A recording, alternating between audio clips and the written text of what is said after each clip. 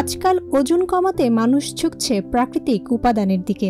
একটি জরিপে দেখা গেছে 87% মানুষ চায় ওষুধ বা ইনজেকশন নয়, বরং ভরসা করতে চায় দাদি নানির পুরনো ঘরোয়া টোটকায়। এখন আর কারিগরি টাকা নয়, রান্নাঘরেই আছে সমাধান। ঘরোয়া এই উপাদানের তালিকায় এখন সবচেয়ে আলোচিত নাম দারুচিনি। ওজন কমানো সহ শরীরের বিভিন্ন রোগের ওষুধ হিসেবে রসুই ঘরের বিভিন্ন উপাদানের ওপর নির্ভরশীলতার পুরনো ট্রেন্ড নতুন রূপ ফিরে পেয়েছে। বলিউড তারকা ও সোশ্যাল মিডিয়ার ইনফ্লুয়েন্সাররাও এদিকে ঝুঁকছেন।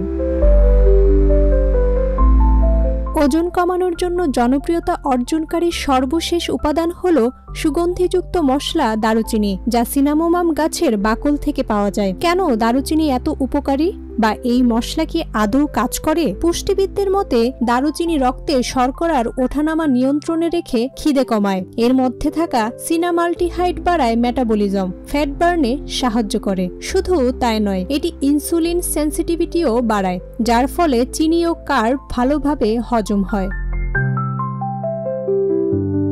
এক গবেষণায় দেখা গেছে টানা 3 মাস প্রতিদিন 3 গ্রাম দারুচিনি খেলে রক্তে গ্লুকোজ, কোলেস্টেরল আর ইনসুলিনের মাত্রা কমে যায়। তবে বিশেষজ্ঞরা সতর্কও করেছেন, এটি কোনো ম্যাজিক নয়, এটি সহায়ক, কিন্তু একমাত্র সমাধান নয়। আর হ্যাঁ, দারুচিনিরও আছে পার্শ্ব প্রতিক্রিয়া। বিশেষ করে কাশিয়া দারুচিনি বেশি খেলে লিভারে মারাত্মক ক্ষতি হতে পারে অ্যালার্জি, মুখে ঘা, এমনকি শ্বাসকষ্ট। তবে সিলন দারুচিনি সবচেয়ে নিরাপদ।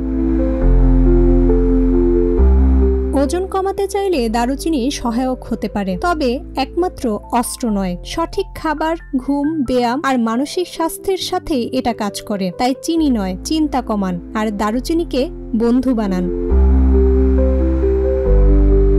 জান্নাতুল মাওয়া অর্পিতা, প্রজন্ম 24।